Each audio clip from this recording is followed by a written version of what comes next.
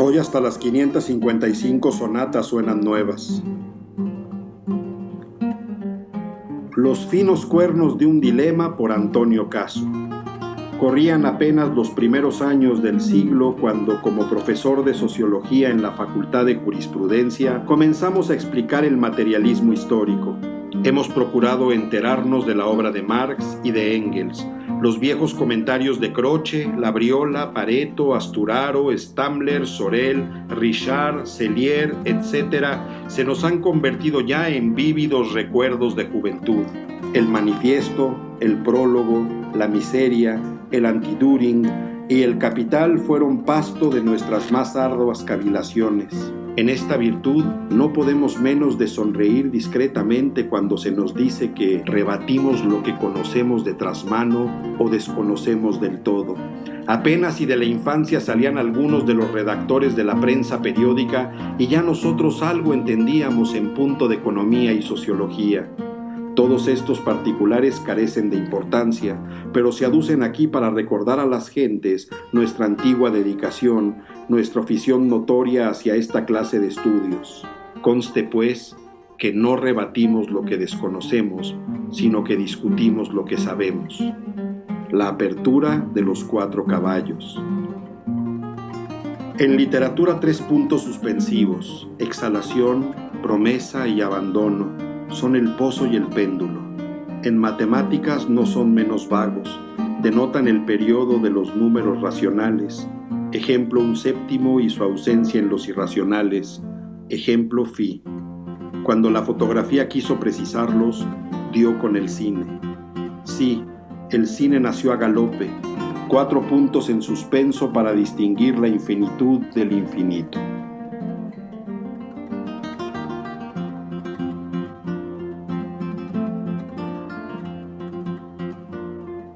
Sí, bueno, como de costumbre te vas a quedar ahí, mudo, fuera del tiempo.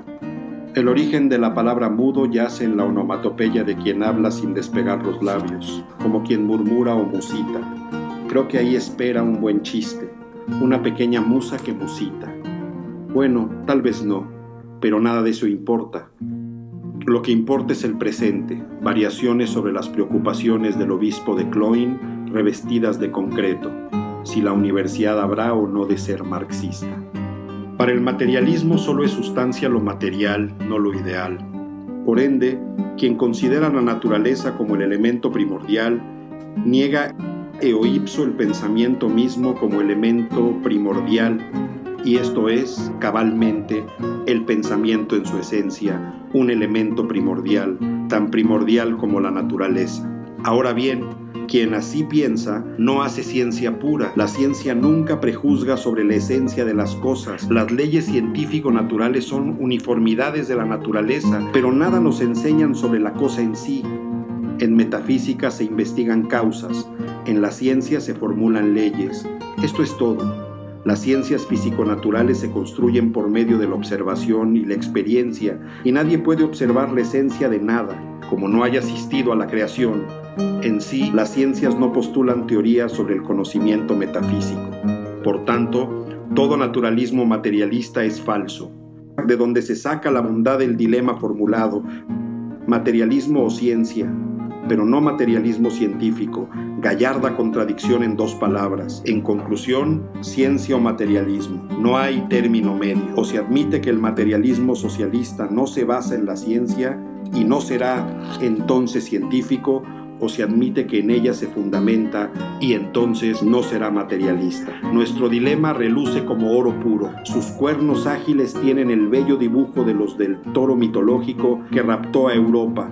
Así termina para los lectores del Universal el intermedio semipolémico de esta mañana. Pasado este divertimento, seguiré el drama de las contradicciones del marxismo. En el próximo artículo demostraremos que no puede haber, sin incurrir en contradicción, materialismo histórico, es decir, surgirá otro nuevo dilema, historia o materialismo. Por fin probaremos por medio del dilema final que el materialismo histórico no es materialismo en suma, ni científico, ni dialéctico, ni histórico, ni materialismo. Transmutación de todos los valores.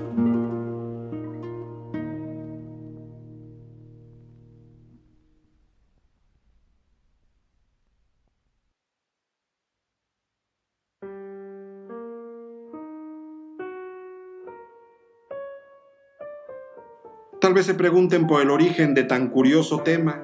Pulcinella, el gato de Scarlatti, se paseó por el teclado un día.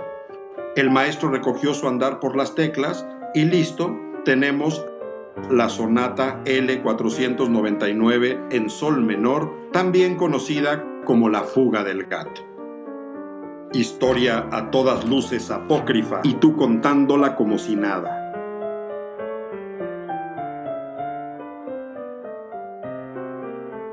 Mejor conviene repetir que el 1 de diciembre de 1934 entró en vigor la reforma del artículo 3º constitucional, que dice así: la educación que imparte el Estado será socialista y además de excluir toda doctrina religiosa, combatirá el fanatismo y los prejuicios, para lo cual la escuela organizará sus enseñanzas y actividades en forma que permita crear en la juventud un concepto racional y exacto del universo y de la vida social. Sin embargo, el socialismo lejos está de ser bien aceptado.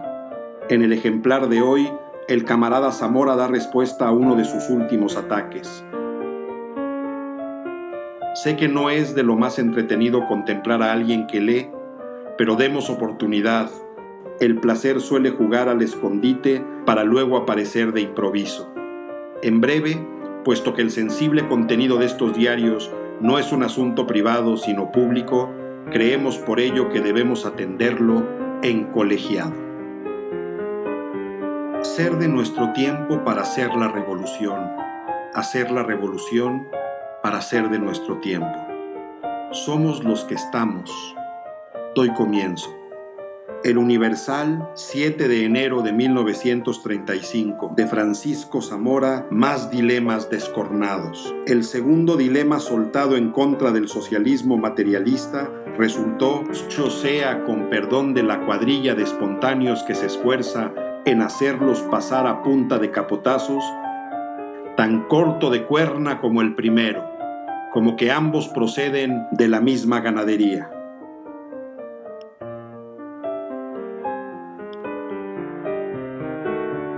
El método que sigue para crearlos es conocido.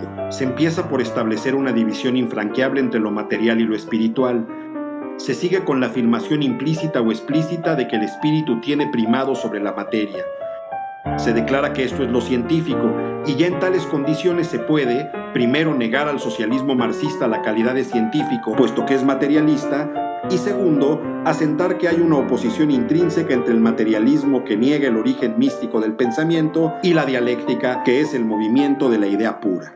Todo esto, claro está, aparece cuando se expone en esa jerga filosófica que Lenin llamaba profesoral, mucho más elevada y solemne. Pero basta disecar la exposición, despojarla de giros y términos esotéricos para encontrar lo que familiarmente podríamos decir la nuez de tanto ruido. La tranquilla consiste en barajar, confundiéndolos, el significado físico del término materia, que es también el corriente, con la acepción filosófica del mismo.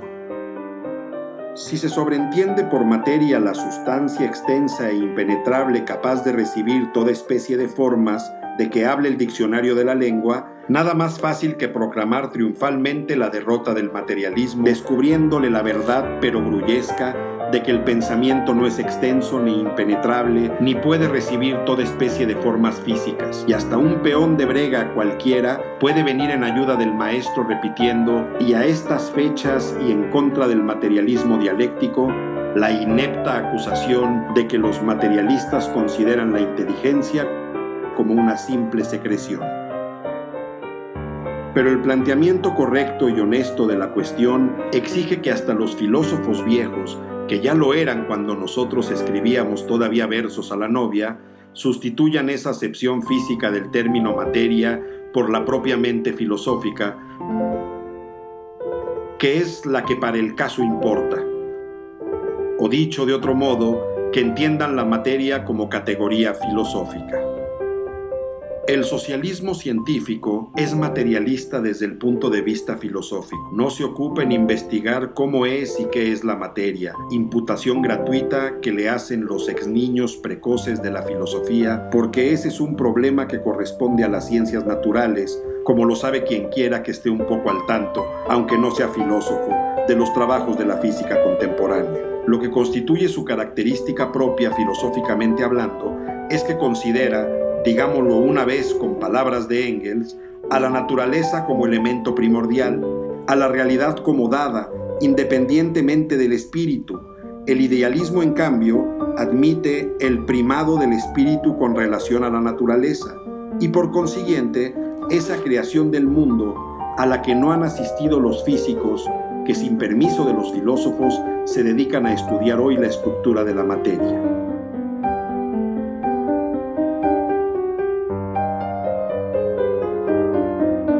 Pero escribe Lenin, si la realidad no es dada. Pero escribe Lenin, si la realidad nos es dada, debemos atribuirle un concepto filosófico. Ahora bien, este concepto se haya establecido desde hace tiempo. Es la materia. La materia es una categoría filosófica que sirve para designar la realidad objetiva dada al hombre en sus sensaciones, que la copian, la retratan, la reflejan, sin que su existencia les esté subordinada. No se trata, pues, en el materialismo filosófico y por ende en el socialismo científico, de afirmar la materialidad del pensamiento en el sentido de que sea una sustancia física impenetrable, capaz de recibir toda especie de formas, ni siquiera de anticipar juicios sobre la dinámica de su producción como el producto más elevado de la materia. Se trata de afirmar tan solo la existencia de lo que es reflejado independientemente de lo que se refleja, la existencia del mundo exterior independientemente de la conciencia, la existencia de una realidad objetiva distinta de la subjetiva y anterior a ella. Yo aquí podría decirlo mejor. Sucedemos en un mundo que nos excede y nos antecede. Ceder, sus prefijos y sufijos, no más.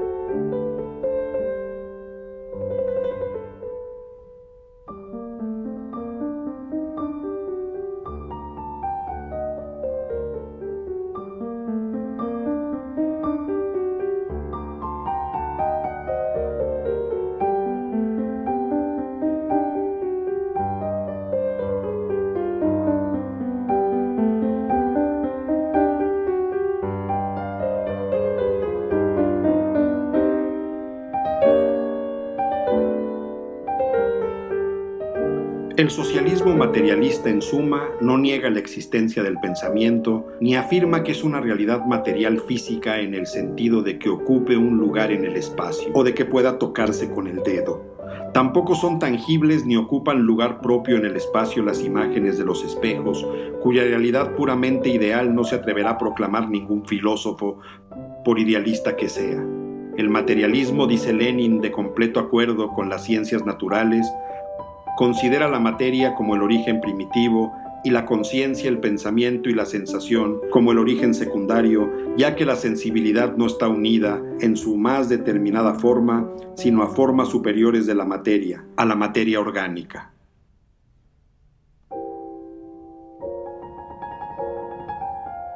Por supuesto que cuando se niegan estas cosas en nombre de los Pegasos de Platón y Hegel y de otras entidades filosóficas semejantes, cuando se dogmatiza con desdén magisterial arrogándose la representación plenipotenciaria de la ciencia, cuando se principia por confundir voluntariamente el idealismo práctico con el teórico y la materia como sustancia física con la materia como categoría filosófica, cuando en fin se envuelve en una ampulosa bambolla filosófica el fideísmo reaccionario que constituye la médula de la concepción, todo argumento en contrario sale sobrando. Todo argumento en contrario sale sobrando, quien quiera que sea el que lo esgrima. El padre de la criatura, que aunque parezca padre, es más bien padrastro, suplirá la falta de filo material de los pitones en sus dilemas, sacándoles puntas ideales que ya quisieran para los cuernos de sus toros todos los toreros. Post scriptum. El filósofo a quien especialmente nos referimos en este artículo es el señor doctor Antonio Caso, a cuya colección de citas vamos a agregar esta otra de Freud, para que también la guarde como oro en paño. Cuando pensamos abstractamente, corremos el peligro de desatender las relaciones de las palabras con las representaciones objetivas inconscientes, y no puede negarse que nuestro filosofar alcanza entonces una indeseada analogía de expresión y de contenido con la labor mental de los esquizofrénicos. En el Lux están dando Redes y Janitzio, en el Olimpia están Frankenstein y King Kong. Yo ayer fui al Palacio Chino a ver Tierra de Alexander Dovzhenko. Oye, ¿cuál es la película esa donde sale Cárdenas leyendo El Quijote? No me suena, pero me parece improbable, no se puede hacer una película de gente leyendo. Sí, el general Lázaro Cárdenas come piñones y lee El Quijote. Lo soñaste. Ya solo falta Susana y comenzamos. ¿Quién es Susana? Una boyerista extorsionadora que Francisca está entrenando como geisha asesina en el seno del comité. Eso sí da para un guión. Por favor. Bueno, podemos empezar a leer, que hoy tenemos 2 artículos.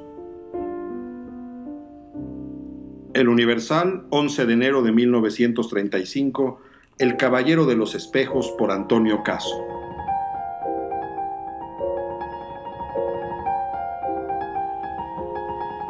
¿Qué querrá decir el señor Zamora cuando asegura que una es la materia física y otra la misma materia como categoría filosófica? Nadie puede averiguarlo, ni Marx, ni Engels, ni Lenin. Tal vez sí lo pudiera Freud. Diga lo que quiera el señor Zamora, la categoría filosófica y la materia de los laboratorios se identifican en la significación unívoca del propio vocablo. Más aún, el señor Zamora juzga que no ocupan lugar propio en el espacio las imágenes de los espejos. Según el caballero, cuando uno se mira al espejo, su imagen no ocupa lugar propio en el espacio. Si el señor Zamora no está tan frente al espejo, es material, ocupa un lugar propio en los espacios. Pero si el señor Zamora se contempla en el espejo, su imagen ya no ocupa un lugar propio en el espacio. El señor Zamora es tan inmaterial entonces como San Rafael o San Miguel. Maravillosamente freudiano es esto, y aún un tanto esquizofrénico. Ahora sí nos explicamos el difícil tránsito, la tranquilla que dice don Francisco. Ya pasamos de la materia extensa e impenetrable que ocupa su sitio en el espacio a la categoría metafísica. Así se filosofa con espejismos. Por medio de este útil maravilloso, un simple espejo, se efectúa el tránsito ontológico del materialismo físico al metafísico, fundamento indeclinable del socialismo materialista y científico. Apoteosis, agrega el señor Zamora, refiriéndose a las imágenes de los espejos cuya realidad puramente ideal no se atrevería a afirmar ningún filósofo por idealista, íbamos a leer por filosófico que sea. Tiene razón que le sobra a nuestro impugnador. Ningún filósofo idealista, en efecto, tomará nunca nada material, nada que se extienda en el espacio como idea. La materia no es pensamiento, ni siquiera adelgazada o sublimada en imágenes. La idea tiene otra realidad, otra esencia, pero en su inconsútil ser es tan irreal que sirve para convencer de falsedad a los discípulos de Marx. Cuando en un artículo que pretende ser filosófico se llega al absurdo de sostener por sostener algo que no ocupan lugar propio en el espacio las imágenes de los espejos, se ha juzgado uno ya a sí mismo. Semejante tesis contradictoria en sí, con evidencia intelectiva, ahorra todo comentario. Las imágenes que los espejos copian, señor Zamora, pueden medirse y se miden con exactitud, como los lienzos que se extienden en las tiendas de ropa. Los astrónomos efectúan sus mediciones y cálculos precisamente con las imágenes de los astros a través de los espejos de sus telescopios. Bueno, y ahora iremos con el de hoy. El Universal, 18 de enero de 1935, Historia o Materialismo, por Antonio Caso. El universo cabe en estas 2 supremas significaciones, natura, cultura. Los valores se dan en la historia, no en la naturaleza. Lo bueno, lo santo, lo útil, lo bello, lo malo, lo profano, lo inútil, lo feo, son valores, objetos de conocimiento de la ciencia cultural. Por tanto, todo naturalismo, no ya materialismo, es imposible. Del mismo modo que no se puede estudiar la física como problema del valor, no se puede analizar la historia como problema físico-natural. La historia posee su peculiaridad propia, que la aleja de las ciencias naturales. Un materialismo histórico es otra contradicción más, en 2 palabras. Si es materialismo no puede ser histórico, y si es histórico no puede ser materialismo. La historia económica no se sostiene como materialista, implica el espíritu, es tan mental como la historia del arte o de la religión. Crear riqueza es un hecho cultural, no natural. Producir riqueza implica la invención humana, el lenguaje, el deseo, la división del trabajo, la solidaridad. Si fuese verdad, lo que en sí es absurdo, que el factor económico determina preponderantemente la historia, ya que con esto se habría demostrado la inanidad de todo materialismo histórico, porque las leyes económicas no son leyes naturales sino sociales, porque como lo han demostrado grandes sociólogos contemporáneos, el fenómeno económico está impregnado de cultura, es cultura según su esencia propia, no naturaleza, no materia, sino intelectualidad, deseabilidad, espiritualidad, mentalidad en suma. Resulta entonces inadmisible, superada, periclitada la teoría del materialismo histórico. Ella fue en su época estimable, hoy no puede sostenerse frente a los resultados de la ciencia moderna, sino desmoronarse como algo carcomido por el tiempo y seleccionado por la crítica. Solo para los místicos devotos del marxismo permanece incólume. Pero esto es creencia, fe, religión, no ciencia. Nosotros nunca discutiremos si opiniones religiosas ni actitudes místicas, todas respetables si son sinceras, desde este particular punto de vista, considerados el budismo, el protestantismo, el taoísmo, el fetichismo y el marxismo, comuniones de creyentes que juran por Buda, Lao Tse, Lutero o Marx, son inatacables. Que oficien los creyentes dentro de sus respectivos templos, protegidos por el respeto público de quienes no tenemos la honra de compartir sus dogmas.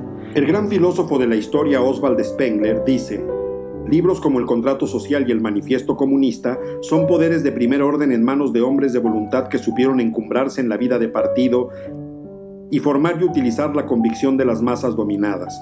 Pero la fuerza de estas ideas abstractas no se extiende más de dos siglos que dura la política de partido. Al fin, ya no son refutadas sino tediosas. Hace ya tiempo que Rousseau es aburrido.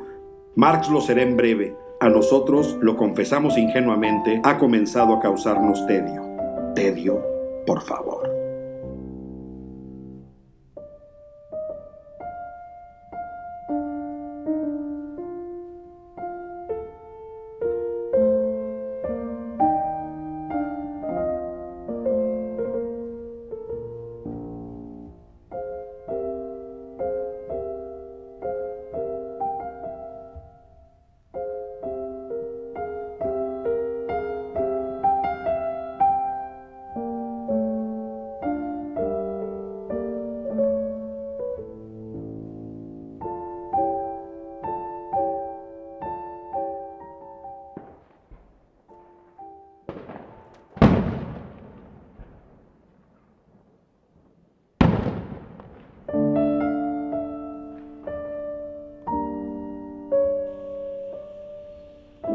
Pronto habremos de quedar irremediablemente perdidos en el problema de lo solemne.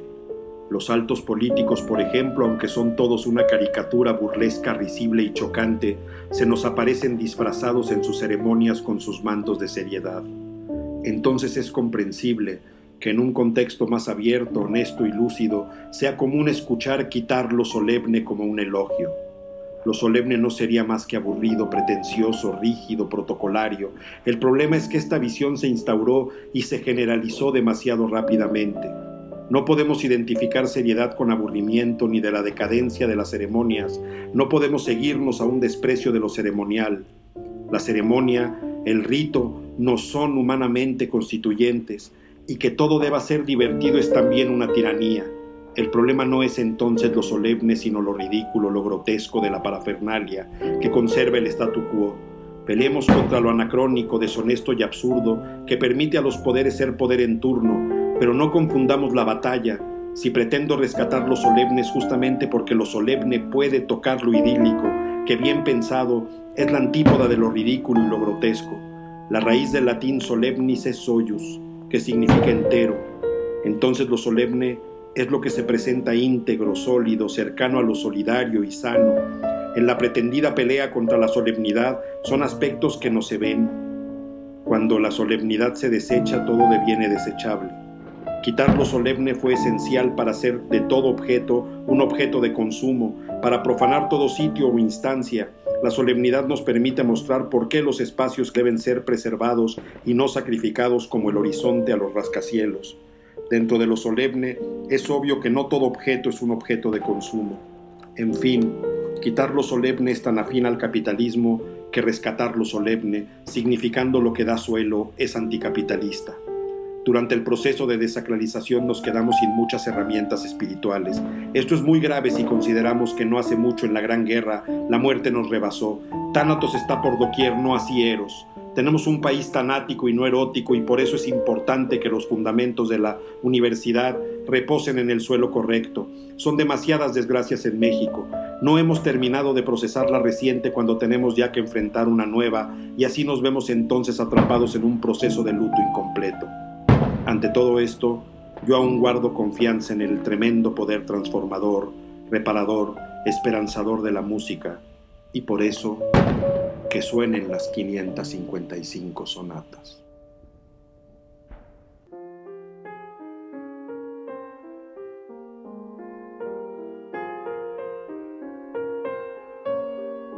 Es curioso que de algún tiempo a esta parte se haya puesto de moda en México refutar la teoría del materialismo histórico, o mejor dicho, una transposición simplista de la teoría que facilita grandemente la tarea de los refutadores, aun cuando desvirtúa el contenido verdadero de ella. Marx y yo, escribía Engels el 21 de septiembre de 1890 a J. Bloch, somos en parte responsables de que nuestros discípulos den en ocasiones más importancia de la que le pertenece al factor económico. Nosotros nos vimos obligados a hacer hincapié en ese factor de importancia primordial, en contraste con nuestros adversarios que lo negaban, y no siempre hubo tiempo, lugar y oportunidad de hacer justicia a otros factores en la acción recíproca que todos ejercen entre sí. Pero tan pronto como llegaba el caso de presentar un capítulo histórico, es decir, de una aplicación práctica, las cosas cambiaban. En ello no había error posible. Por desgracia, no es raro que alguno crea que ha comprendido enteramente una teoría nueva y que es capaz de aplicarla apenas adquiere sus ideas fundamentales, pero esto no siempre es cierto. Y no puedo excluir de ello a muchos de los marxistas recientes. Resulta ciertamente un género de tontería muy difundido.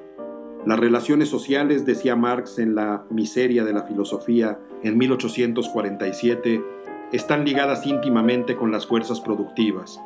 Al conquistar nuevas fuerzas productivas, los hombres cambian su modo de producción, y al cambiar del modo de producción, la manera de ganarse la vida, cambian sus relaciones sociales.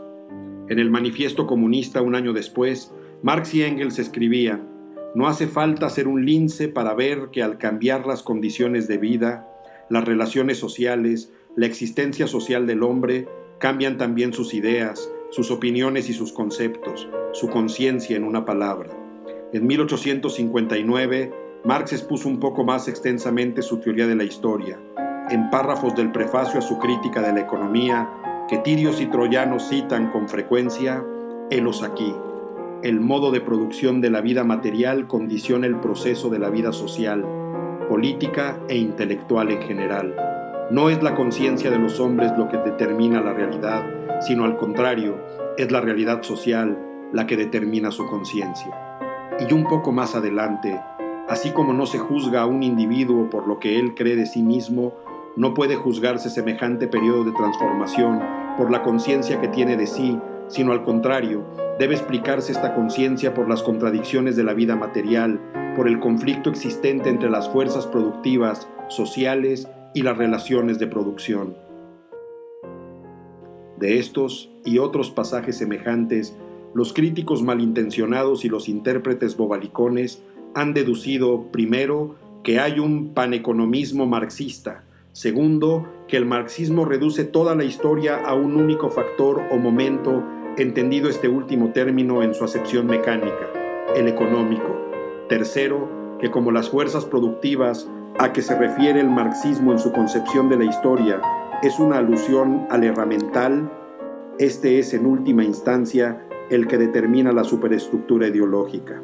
Cuarto, que la relación entre el momento económico y la ideología es unilateral, de causa a efecto y en una sola dirección.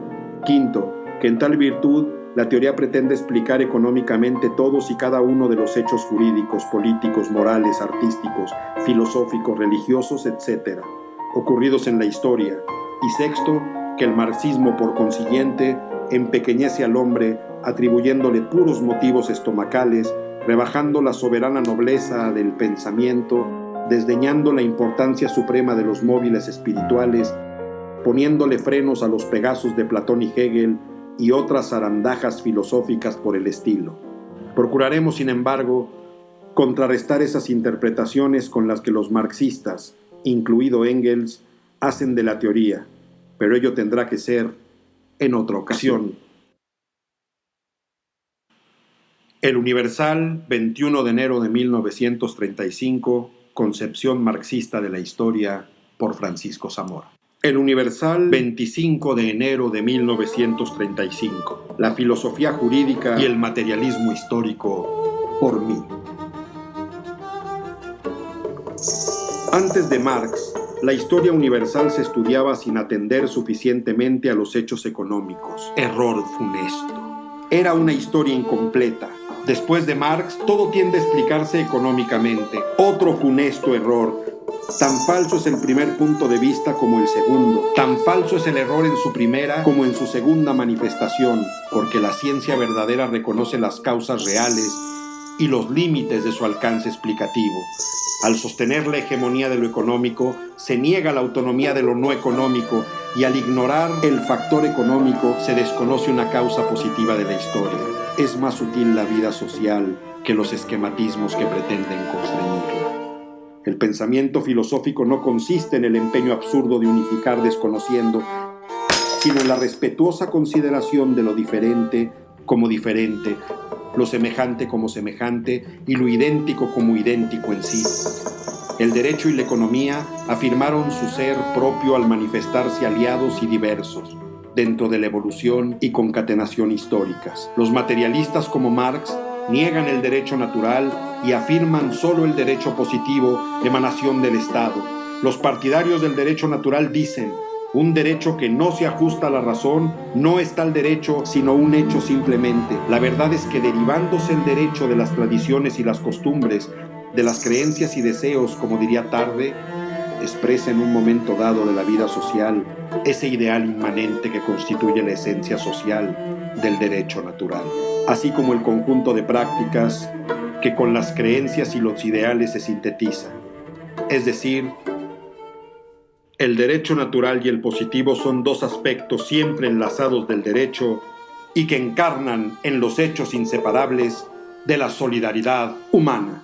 ¡Vivan los tecos! ¡Viva Cristo Rey!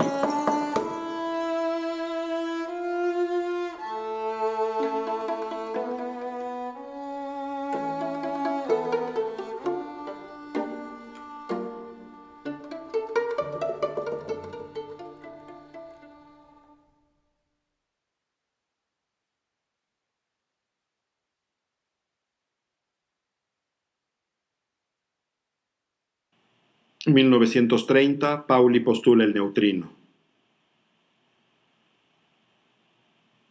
1931, 1932, Chadwick descubre el neutrón.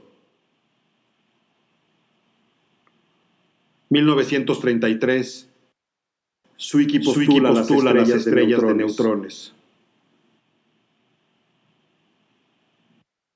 1934, 1935, en México se insiste en la neutralidad, por demás inexistente.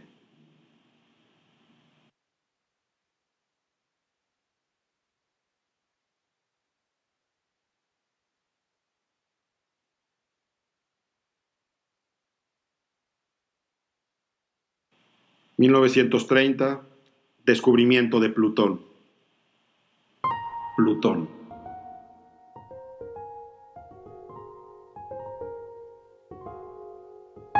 1931, y aprovechando este reposo bien ganado, comencé a llenar con profundos pensamientos las casillas de mi tablero. Los verdaderos poemas son incendios. La poesía se propaga por todas partes, iluminando sus consumaciones con estremecimientos de placer o de agonía. Se debe escribir en una lengua que no sea materna. Los 4 puntos cardinales son 3, el sur y el norte. Un poema es una cosa que será.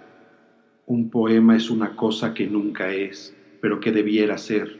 Un poema es una cosa que nunca ha sido, que nunca podrá ser. Huye del sublime externo, si no quieres morir aplastado por el viento. Si yo no hiciera al menos una locura por año, me volvería loco. Ah, ah, soy Altazor, el gran poeta, sin caballo que coma alpiste, ni caliente su garganta con claro de luna, sino con mi pequeño paracaídas como un quitasol sobre los planetas.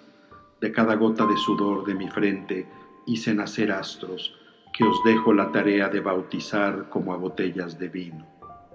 Lo veo todo, tengo mi cerebro forjado en lenguas de profeta.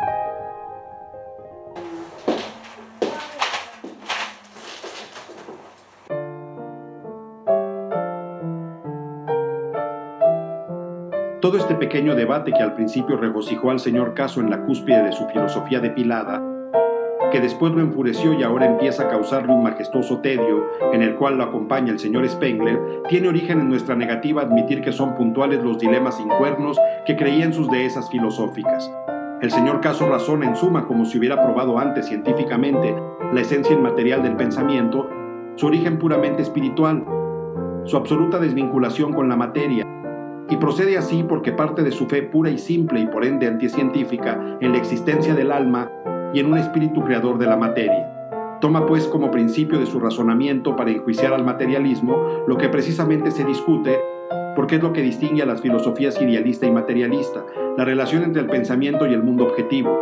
Como el señor Caso sabe, este es un caso particular del sofisma que estriba en ignorar la cuestión, conocido en lógica bajo el nombre de petición de principio. Por eso conviene aclarar el artificio destinado a desorientar a las gentes, tranquilla en castellano familiar, que consiste en confundir adrede la concepción física corriente del término materia en el significado mucho más comprensivo, mucho más amplio y por tanto menos determinativo que la palabra tiene en filosofía cuando se habla de idealismo y materialismo. Materialista en filosofía no es el que afirma, como pretende hacerlo creer el señor Caso, que toda la realidad puede palparse con las manos y verse con los ojos, sino el que considera la naturaleza como el elemento primordial, para decirlo con palabras de Engels. La energía en que ven disolverse la sustancia corpórea muchos físicos de hoy es una realidad objetiva, exterior al sujeto que observa, cuya existencia no se halla subordinada a nuestras sensaciones ni depende de nuestro espíritu, no es por consiguiente ideal y sin embargo no puede palparse con las manos ni verse con los ojos, ni es posible asignarle lugar en el espacio. El espejo que sirve al doctor Caso para íntimos menesteres filosóficos nos ha servido a nosotros de manera apenas incidental para este solo fin, mostrar cómo el simple hecho de que algo no ocupe un lugar en el espacio no espiritualiza ese algo, aunque tampoco lo materializa en la acepción de corporizarlo, grata al señor Caso. Sigue faltando pues que don Antonio pruebe la inmaterialidad del pensamiento en el sentido de que existe al margen de la naturaleza y por encima de ella,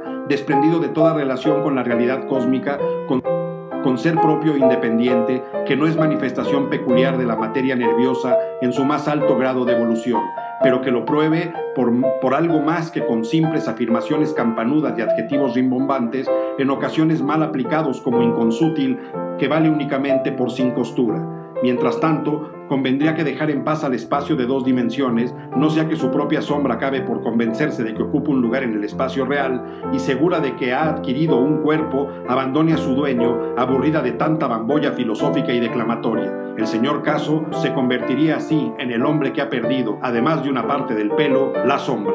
El Universal, 28 de enero de 1935.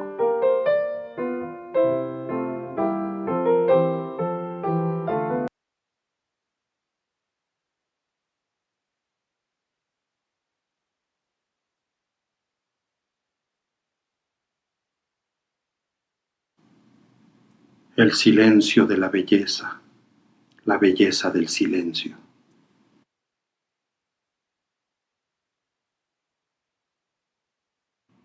El silencio de la oscuridad de la belleza.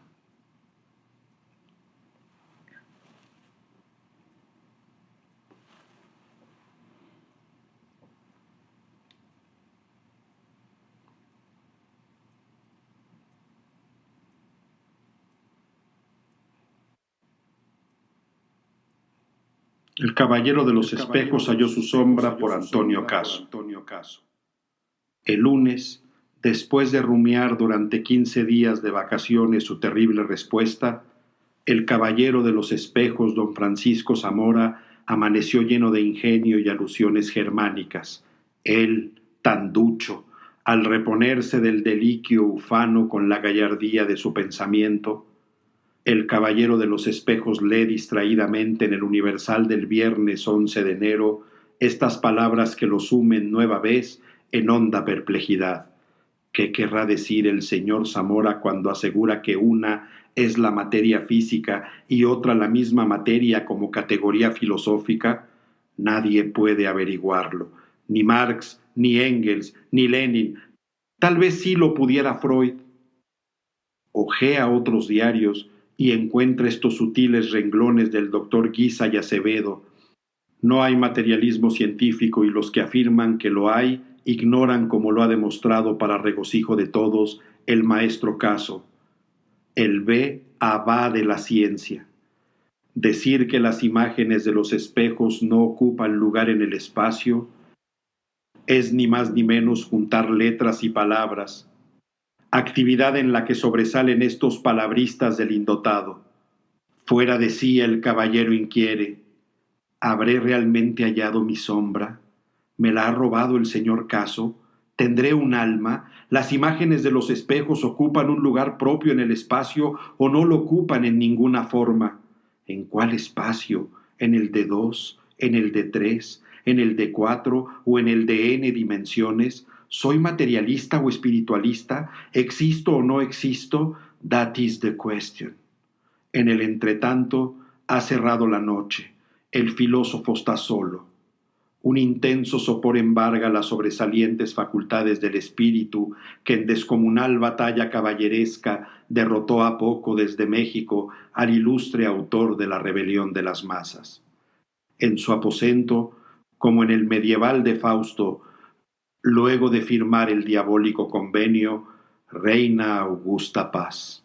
Sobre el muro frontero al lecho, un daguerrotipo de Carlos Marx apenas se adivina. Las facciones del agitador comunista, autor del memorable manifiesto, se contraen con terrible mueca de decepción que le frunce el ceño y alborota la barba carolingia. Escúchase de pronto una voz de ultratumba que exclama: no me defiendas, hijo, es inútil, el doctor Caso te robó la sombra, ya no la lograrás hallar en ninguna de las múltiples dimensiones del espacio. Se le quedó primorosamente enredada en los pitones elegantísimos de unos dilemas sobre el materialismo histórico. El pensador despierta sobresaltado, se espereza, incorpórase sobre su lecho y dice con la satisfacción profunda que causa el hallazgo de la verdad, anhelosamente buscada y al fin conseguida: mañana hallaré a pesar de todo mi sombra, cuando peine con primor la plata de mis primeras canas, mirándome de soslayo en el espejo. El Universal, 1 de febrero de 1935.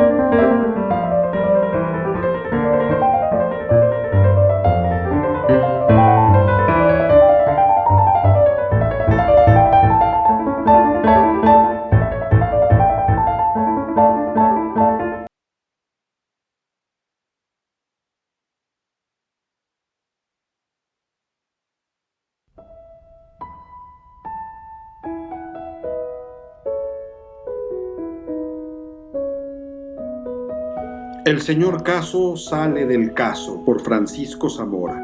El último artículo filosófico del señor doctor Caso nos ha dejado estupefactos. Creíamos que el objeto de esta semipolémica era el socialismo materialista, y hasta ahora lo habíamos medio entendido. Los filósofos son difíciles de entender por aquello de Freud.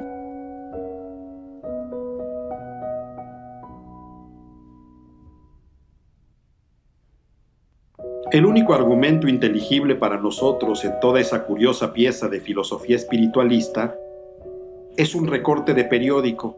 Ya se sabe la trascendental importancia que los recortes de periódico tienen en las especulaciones filosóficas, mediante el cual el señor doctor Caso comprueba que, para regocijo de todos, el maestro Caso ha demostrado que no hay materialismo científico. Ya con esa hazaña periodísticamente registrada y que en su fecha pasó a figurar en el álbum de los triunfos científicos de don Antonio, el señor doctor Caso puede dedicarse a halagar al maestro Caso, calificando de elegantísimos los pitones de sus dilemas y de primorosa la habilidad con que, idealísticamente, enredan las sombras ajenas. Esto de las sombras tienen también su miga filosófica. ¿Alguien se atreve a poner en guardia a don Antonio sobre la posibilidad de que pierda la sombra en sus andanzas geométrico-filosóficas? Entonces él, con habilidad dialéctica de idealista puro, replica: cuidado, que va a perder la sombra. Otro le recuerda que quien desatiende las relaciones de las palabras con las representaciones objetivas inconscientes, filosofa como piensan los esquizofrénicos, y él al punto replica contundentemente: guárdese de la esquizofrenia. Esta manera de hacer filosofía se parece al modo de disputar de los niños de corta edad. Feo, dice el primero. Más feo eres tú, contesta el segundo. Tonto, refiere aquel.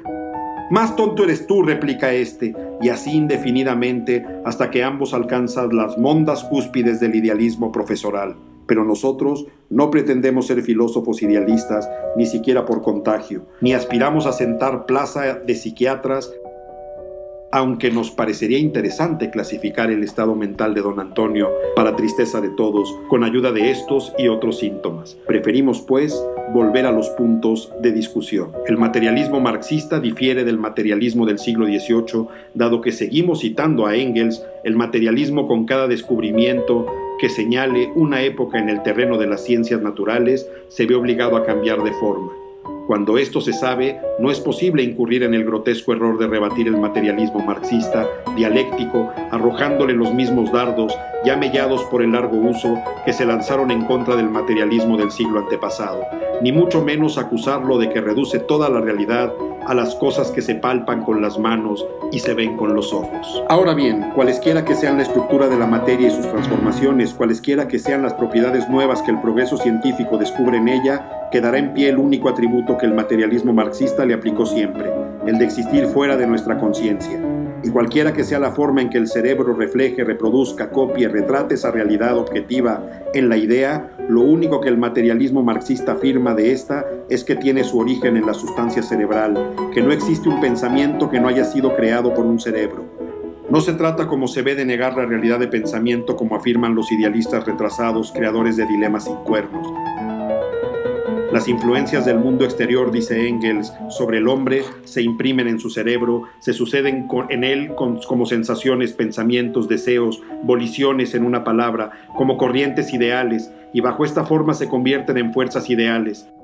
Pero el materialismo rechaza el truco fideísta que consiste en deducir de esas corrientes ideales así formadas la existencia de un pensamiento desvinculado de todo cerebro pensante, la existencia de toda idea absoluta, planeando sobre la realidad objetiva a la que pertenece también la sustancia nerviosa y anterior a toda materia. Claro está que todo el materialismo marxista no se reduce a las anteriores nociones, sumaria e imperfectamente expuestas por nosotros. Pero sería inútil esforzarse en insistir más sobre el tema, ya que el señor doctor Caso nos invita a mirarnos al espejo que él usa para rasurar su idealismo piloso y a otros juegos semejantes propios de su edad filosófica. El Universal, 4 de febrero de 1935. Yo me declaro perdido entre sombras y espejos. ¿A qué vienen tantos pelos? No hay filósofos imberbes en la antigua Grecia, y después de Alejandro no hay César mal afeitado. Se trata de un asunto enmarañado y peludo, al punto que es difícil saber quién es el eco. ¿Quién es el eco? Si las formas pilosas o las eidéticas. Lo que queda claro es que no habrá rostros más lampiños que los de Fichte, Schelling y Hegel, ni barbas más enmarañadas que las de Feuerbach, Engels y Marx. Y esto es categórico. Como corolario del bigote de Nietzsche se puede concluir que debe haber cierto grado de idealismo escondido detrás de su materialismo.